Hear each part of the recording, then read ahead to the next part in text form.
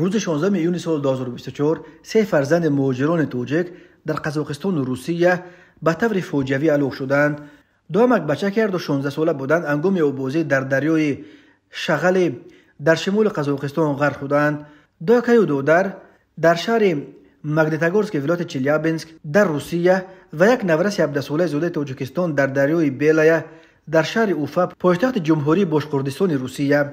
دپارتمنت حالتهای فوق‌العاده ولایت قزاقستان خبر داد که روز 16 میلیون در نویه تاینشا یک گروه نورسان با مقصد آبوزی به لب دریای شغل رفتند. همراه آنها دو نفر 16 ساله تاجیک نیز بودند. یکی از این نمک بچه ها در تیانشا زندگی میکرد و دومیش در شهر ادبسری ولایت اقماله. ظاهرا او به خانه امکیش به مهمانی آمده بوده است.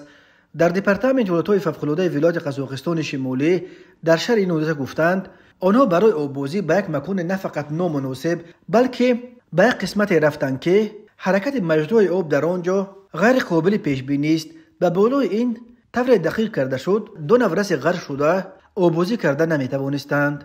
وقتی آب مک بچه ها را به کام خود کشیده است نورسان دیگر برای نجات آنها شتافتند ولی از دستشان چیزی نآمده است. هر دو نورس تاجیک را آب فرو برده است. همین طور بنا به اطلاع مهاجران تاجیک مقیم شهر ماگنیتگورسک روسیه در عرفه عید قربان در این شهر دو اکه و دو از تاجیکستان انگام آبوزی غرق شدند. آب اول برادر خردی را برده است و برادر کلانی خود را به او پرتافته است تا که دودرش را نجات دهد ولی خودش هم غرق شده است. جسد خردی را پیدا کردند ولی جسد برادر کلانی را تا حال نیافتند. همچنین شام 16 میلیون سال 2024 در محله زتون شهر اوفا یک نفر 17 ساله زاده تاجیکستان در دریای بیلای غرق شد. اداره حفظ شهروندی شهر اوفا خبر داد که این حادثه ناخوش 400 متر بالاتر از پلیاژ یعنی مکان آبوزی وودنیک در قسمت رخ داده است که آنجا آبوزی منع کرده شده است.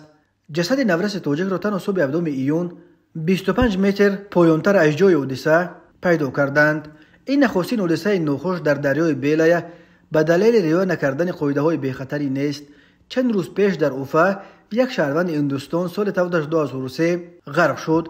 جسد او را نیستن و بعد یک روز پیدا کردند. اداره حفظ ملکی شهر اوفا از ساکنان و مهمانان پایتخت باشکردستان دعوت کرد که به خصوص در مکان‌هایی که اعلان آبوزی منع است آبوزی نکنند چون که این منطقه ها از همه خطرناک کول و دریاهاست.